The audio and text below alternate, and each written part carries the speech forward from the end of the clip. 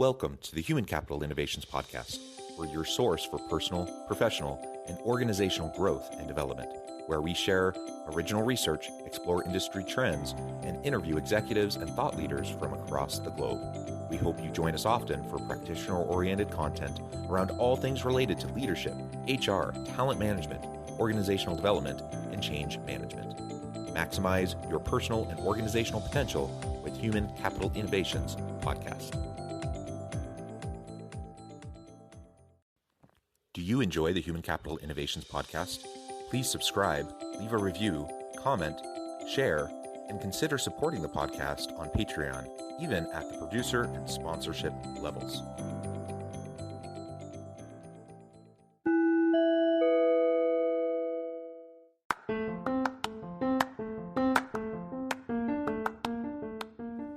Welcome to the Human Capital Innovations Podcast. In this HCI Podcast episode, I talk with William Attaway about his new book, Catalytic Leadership, 12 Keys to Becoming an Intentional Leader Who Makes a Difference.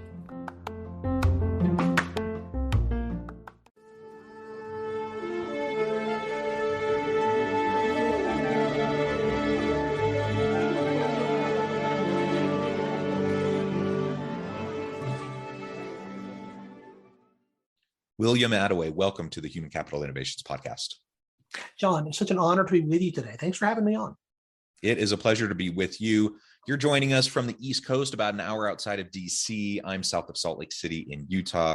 And today we're going to be talking about your new book, Catalytic Leadership, 12 Keys to Becoming an Intentional Leader Who Makes a Difference. I really like that title. I'll let you describe here in a minute, exactly what you mean by catalytic leadership.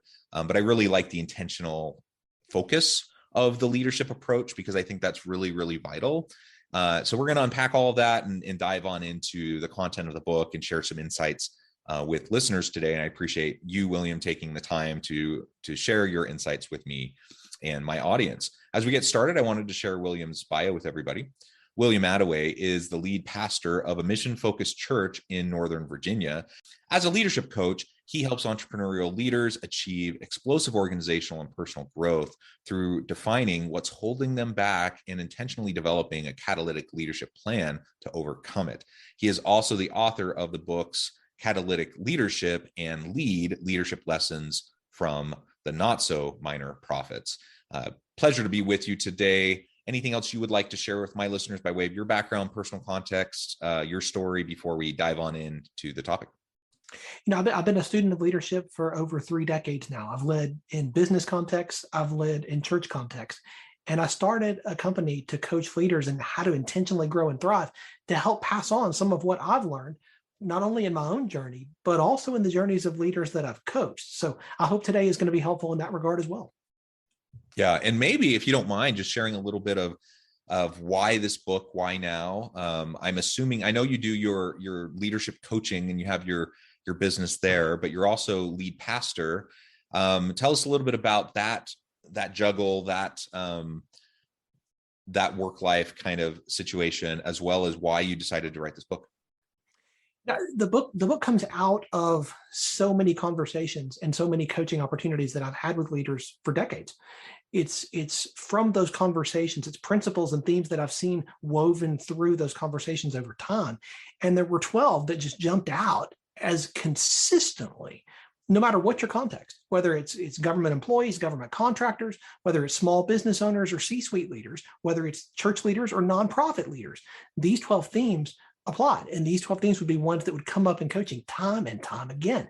So that's where the book comes from. My hope was to capture some of that and make it more accessible to other leaders that are beyond the ones that I can coach personally.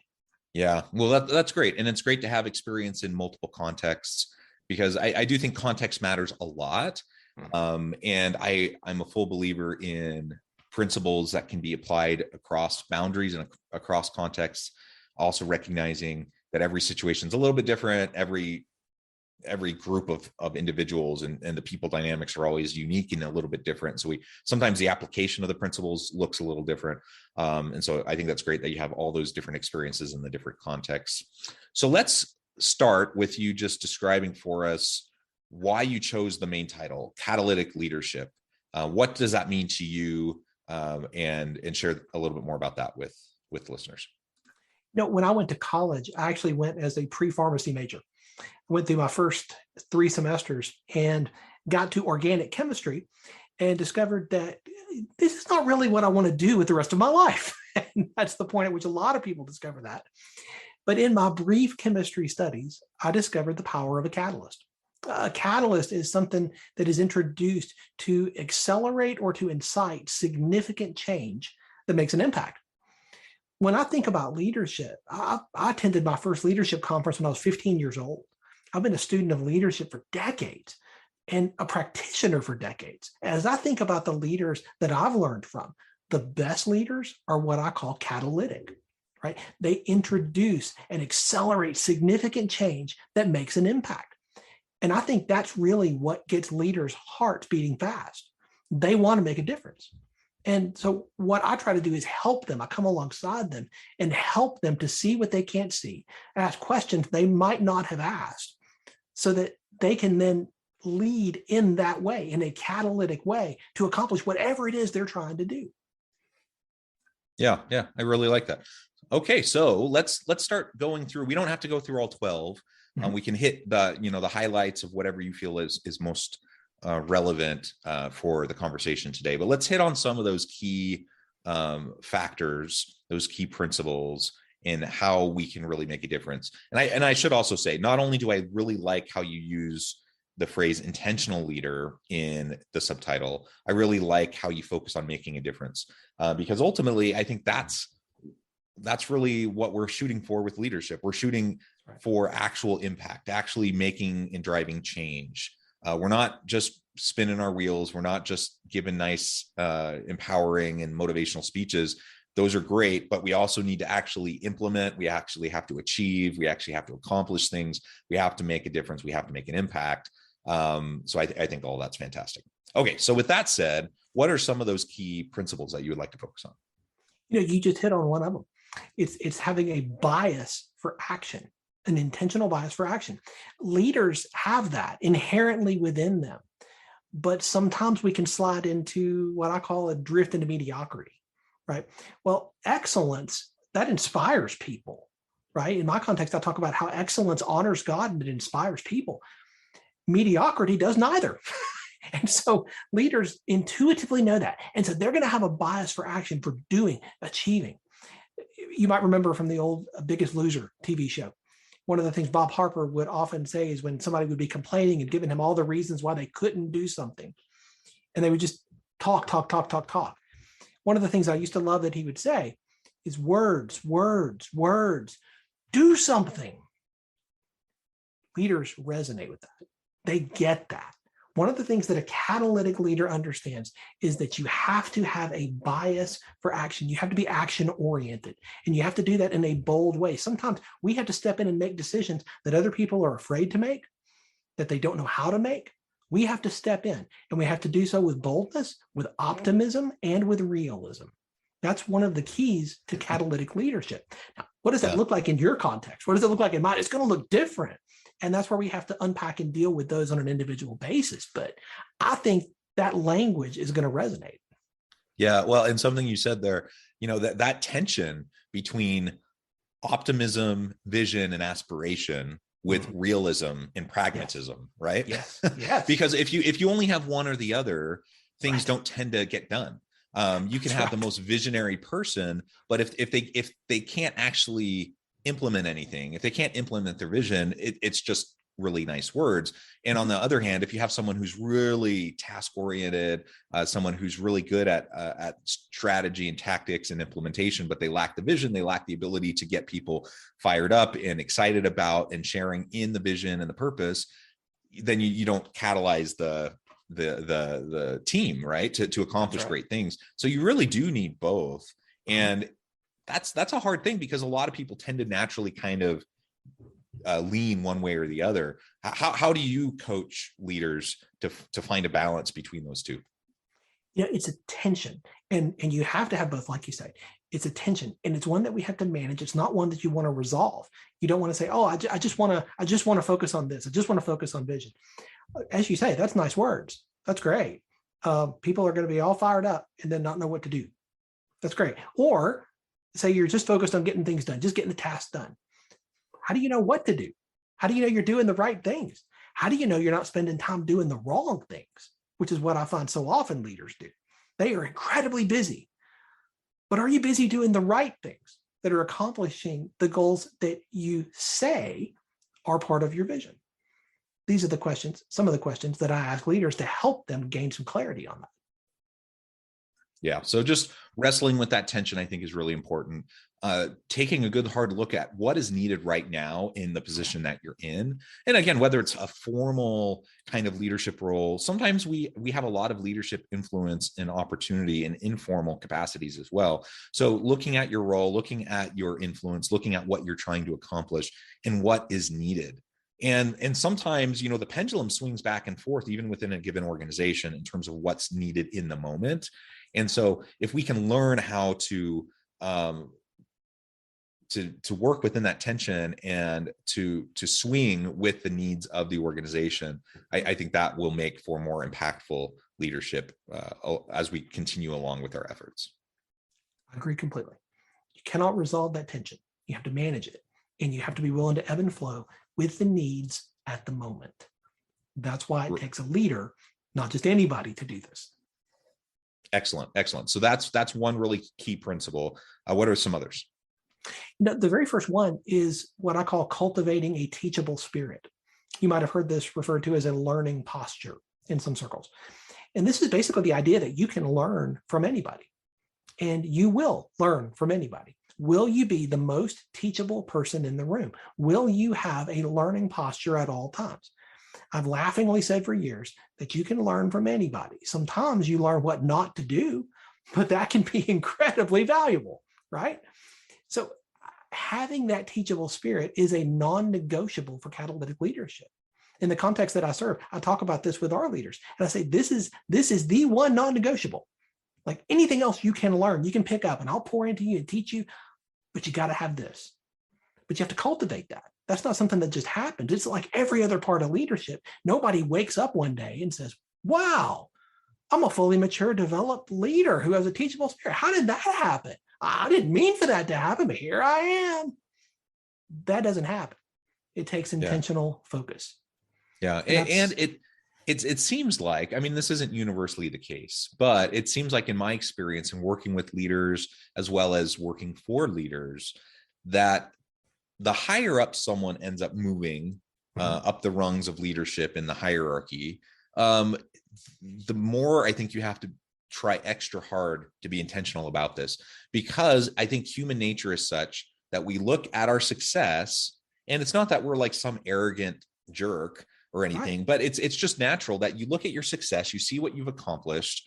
And even if you have a very servant-minded kind of approach to your leadership, it's very, very easy to fall into the trap of thinking you have figured it out. You have, you have the formula, and everyone else just needs to look to you and listen to you to figure out how to do it correctly. And as soon as you fall into that trap, your intellectual humility is out the window, and your ability to learn is gone, right? And so thoughts on how we can foster that, because I think most people will say, yeah, we need a growth mindset. Yeah, we need a learning posture. I want to be a lifelong learner. I think most people will say those things.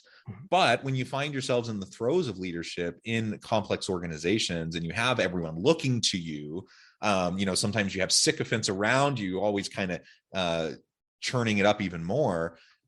How do you manage that? How do you negotiate that?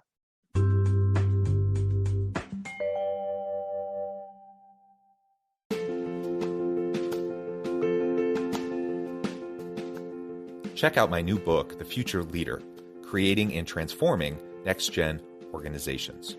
Stemming from 2 decades of professional experience and over 600 in-depth interviews with executives, thought leaders, and scholars from across the globe, The Future Leader will help you explore the ordinary, everyday actions that will help you to prepare to lead in the future of work, to respond to an uncertain future, and to produce extraordinary results for individuals, teams, and organizations.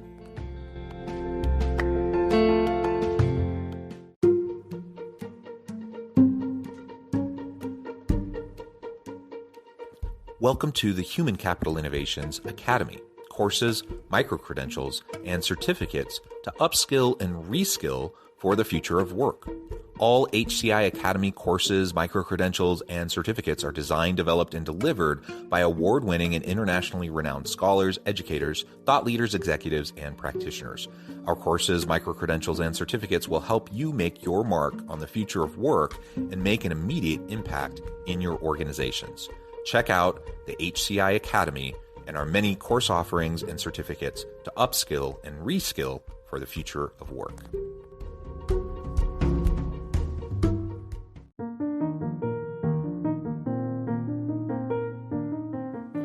Check out our new weekly LinkedIn newsletter, Alchemizing Human Capital, exploring industry trends via original research and interviews with executives and thought leaders from across the globe. We look forward to having you join us.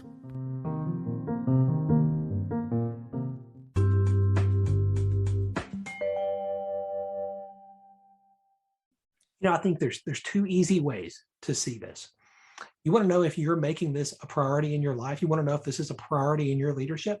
Here's two ways you can look at. Look at your calendar and look at your money. Okay, first, are you choosing, blocking time to intentionally grow, to invest in your own leadership development, to learn from people who are not like you, who are not part of your normal circles, right? Are you learning from people who think differently than you? Are you making time to do that on purpose? Not just happenstance, not just, oh, well, that happens all the time. No. I mean, you're choosing to do that. That's one. Second, are you investing in opportunities to do that? Are you investing in workshops and seminars and conferences, learning opportunities? Are you reading books? Are you listening to podcasts? Are you availing yourself of the plethora of opportunities we have in our day to learn from other people? Those two things, that'll answer your question. Are you being intentional in this? Check those two things. Yeah, and you really should be trying to block out time pretty much every day. Now, Yes. There are some days that maybe, something comes up, you have an emergency that has to be addressed, you have a deadline, whatever. But we tend to fall into the trap of like feeling hyper, just constantly overbooked and busy all the time. And so be careful about, thinking, well, I'm just too busy today, I'll get to it tomorrow. And then tomorrow you say the same thing and the same thing and the same thing. And then pretty soon the week has gone by and you really haven't spent any time. So, to the extent possible, block out time each and every day.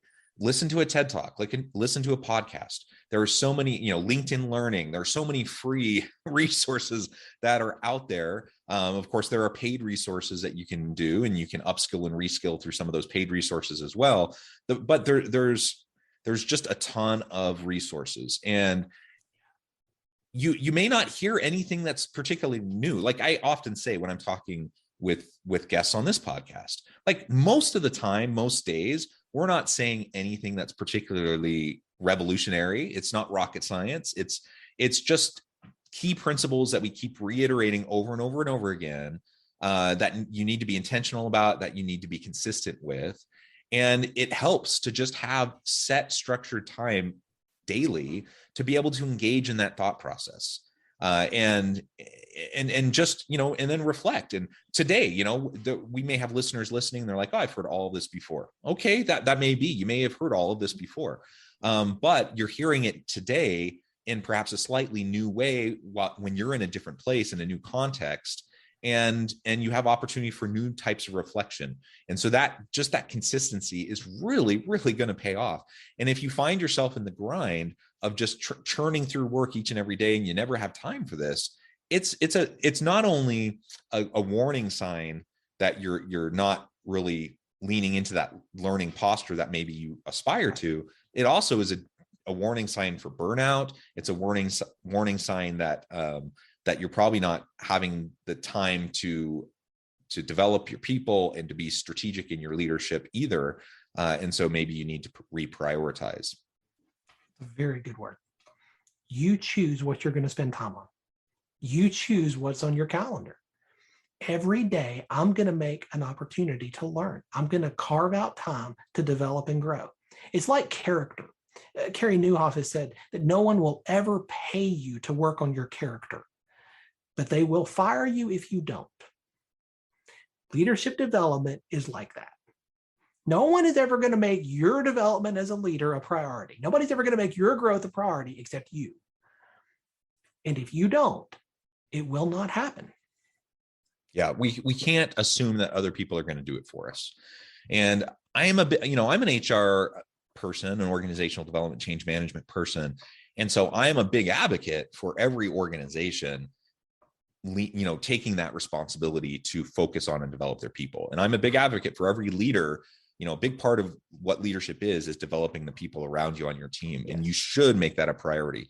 So if we have people in the organization taking on that responsibility and making that a priority, that's the best possible scenario, because then, we can prioritize it for ourselves, but other people are supporting us and other people are prioritizing it too. And the potential for growth is huge. The reality, though, is that just doesn't happen often in many organizations. It does happen, and there are exceptions to this, but it often doesn't happen. And so unless we take ownership over our own career and our own development, we could be 5-10 years down the path thinking we should be, we're here and we think we should be here. And we just can't outsource that to anyone else, that responsibility. Not at all. And that's one of the other keys. One of the other principles is building up people and teams. That's what catalytic leaders do. They're intentionally investing in, pouring into, building up the people that they serve, their immediate direct reports. I meet with my direct reports every week, right? Not because I have nothing but time, but because I want to intentionally invest in those relationships. And I want to see them as 3D, not just the 1D of being a cog in the machine. I want to get to know them as people, understand their hopes and their dreams and their desires, their aspirations, so that I, as their leader, can help lift them into that, can help pour into them in such a way that they're going to achieve those things. But that's not just going to happen. I have to carve time out to do that. I have to plan what I'm going to do in those times. That's intentionality. Well, I kind of think about it in relation to my relationship with my partner, with my spouse. Mm-hmm. And you talk in marriage circles, how important it is to just make sure you're communicating regularly with your partner, right? And part of that is like scheduling date nights. And maybe this is a silly comparison, but it makes sense to me. That, I've been married for 20 years. I have 6 children. My wife and I both work. we both, have PhDs. We're both professors. We both do a lot of work. We're both very busy. So if we're going to prioritize our relationship and we're going to prioritize keeping it healthy, guess what? I mean, spontaneity is great, but sometimes, and probably most of the time, you got to schedule it. Otherwise, it's not going to happen. And so we try to make sure that every week we have specific scheduled times. Now, does that mean that's the only time we have the chance to connect? No, there are spontaneous, organic opportunities as well. And those are valued. And it's the same in the workplace, right? Like you have the valued members of your team and your colleagues. Some organic interactions are going to happen, and that can be meaningful and it can be super valuable. And sometimes those are the most valuable opportunities. But unless you intentionally schedule the time and make it a priority and be consistent with it, then it's going to fall through the cracks. Inevitably things always come up, and you have to be committed to it, and religiously be focused on making those one-on-one meetings and having those conversations. Even if you don't have an agenda, even if you don't have a lot that needs to be talked about, be consistent and stick to it so that you can make sure that you're developing those relationships of mutual accountability and trust, which is going to be the foundation upon which all of the success in your team and your organization is built. What gets scheduled gets done. Too often we're relying on it being organic. Well, that'll happen. Okay. Well, my experience has been, and the experience of the leaders that I coach has been, that is not always true. And more often than not, the urgent crowds out the important. Yep, absolutely. Well, good. I think we have time maybe for one more key principle that you want to focus on. Sure. I think another one that I talk about a lot is the importance of evaluation for leaders. There's this idea that experience makes us better. I think that's a myth. You can have 30 years experience doing something. That doesn't mean you actually have 30 years experience. You could just be repeating that first year 30 times. Experience doesn't make you better. Evaluated experience makes you better. And so evaluation is a critical piece of catalytic leadership. We have to consistently be evaluating in a ruthless way. One of the things that I ask our team every single week, what went right last week? What went wrong? And how do we make it better? They can recite those 3 questions in their sleep because they hear them all the time. But because we ask those questions, we can improve, we can get better. We evaluate, we ascertain the wins, we figure out where the areas for improvement are, and we take steps to make them happen. That is a purposeful and intentional process.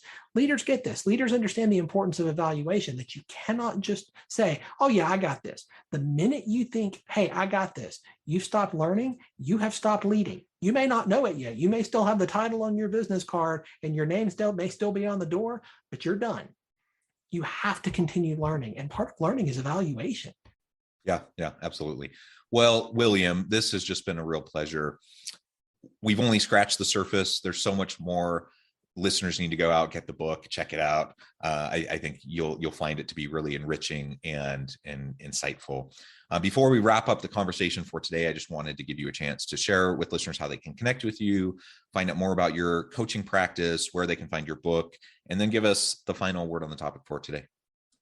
Sure. You can find out more information about the coaching I provide at catalyticleadership.net. You can connect with me on LinkedIn, look for William Attaway. And for the listeners of your podcast, John, I would love to offer a free copy of the book. If you'll go to catalyticleadershipbook.com and you help me out by paying the shipping and handling, I will get a copy of the book out to you. My goal is to get this information into as many hands as possible.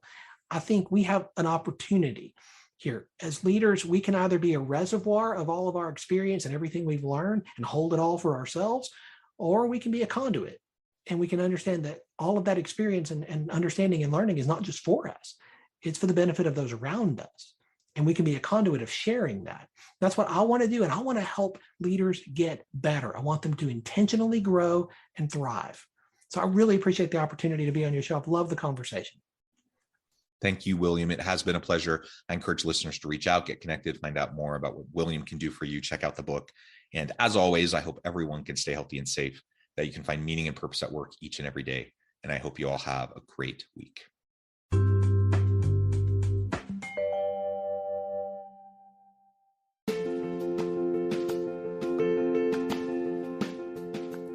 Bluer Than Indigo Leadership, the journey of becoming a truly remarkable leader. Early in my adult life, I learned about an Asian proverb that translates as bluer than indigo. If you think about the color indigo, it is a brilliant, deep, and vibrant blue, what some would call the bluest of blues. To have something that is bluer than indigo is rare and truly remarkable. Contrary to popular myth, there is no one-size-fits-all or cookie-cutter approach to effective leadership.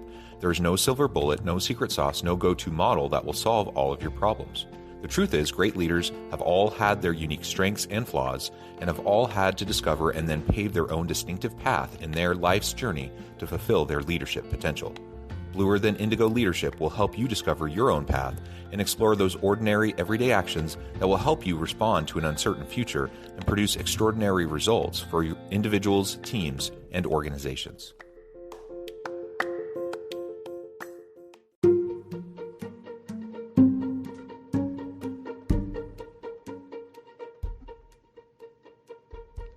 Check out Human Capital Innovations magazine, Human Capital Leadership. Human Capital Leadership is a free, interactive e-magazine with the mission to help individuals, leaders, and organizations find innovative approaches to maximize their human capital potential. We publish issues quarterly in August, November, February, and May.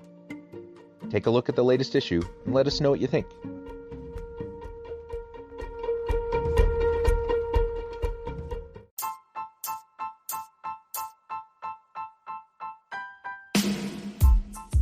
The alchemy of truly remarkable leadership.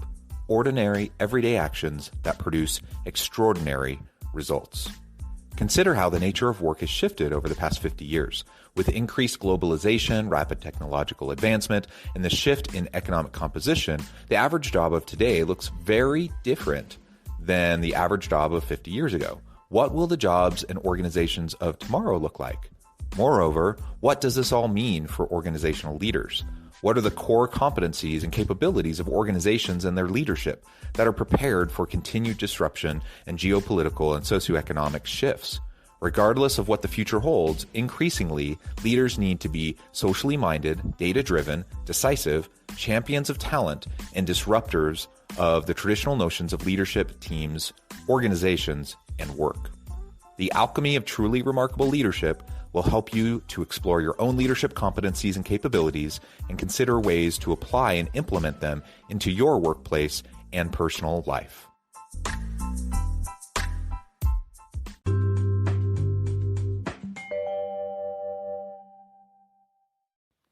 Do you enjoy the Human Capital Innovations podcast? Please subscribe, leave a review, comment, share, and consider supporting the podcast on Patreon, even at the producer and sponsorship levels. Thanks again for joining us for this episode of the Human Capital Innovations podcast. I hope you stay healthy and safe and that you have a great week.